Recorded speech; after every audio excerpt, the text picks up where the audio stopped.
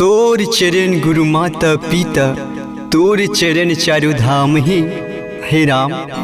तोर चरण गुरु माता पिता, तोर चरण चारु धाम ही, तोर चरण के दास बना ले हे राजा राम। तोर चरण के दास बना ले दीन बंधु श्री सीताराम जी, दीन बंधु भगवान जी। बोल लखन से रामचंद्र की जय।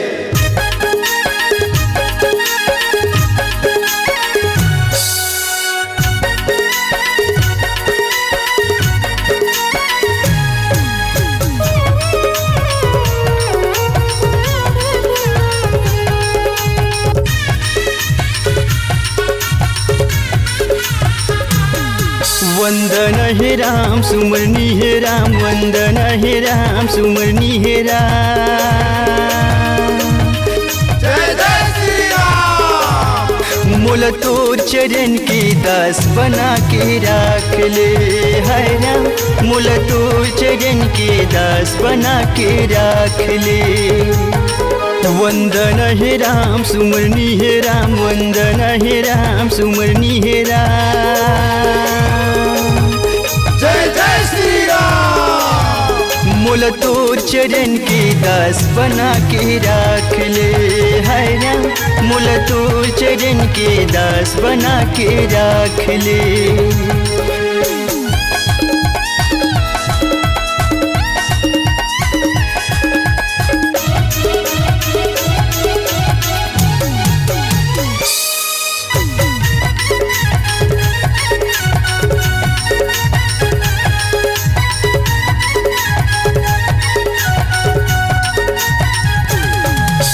भाव भक्ति नहीं जानो राम, नहीं जानो तोर पूजला।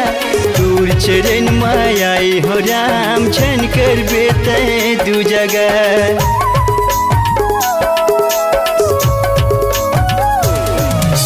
भाव भक्ति नहीं जानो राम, नहीं जानो तोर पूजला।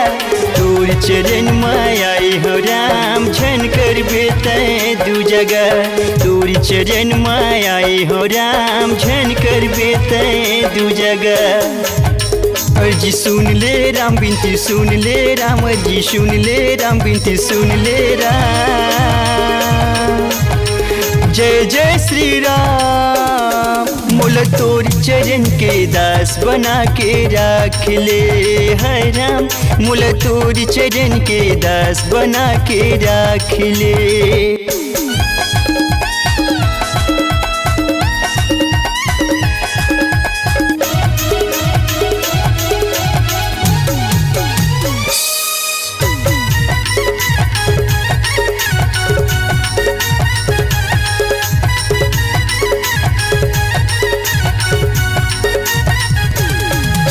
जा पर कृपा राम के होई, ता पर कृपा करही सब कोई।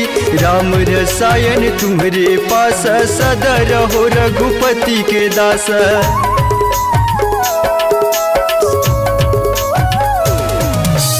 तोर भरोसा सूप दे राम तन के डोंगला। हे अविनाशी हे अंतर्यामी, घट घट के तेरे वासी। हे अविनाशी हे अंतर्यामी, घट घट के तेरे वासी।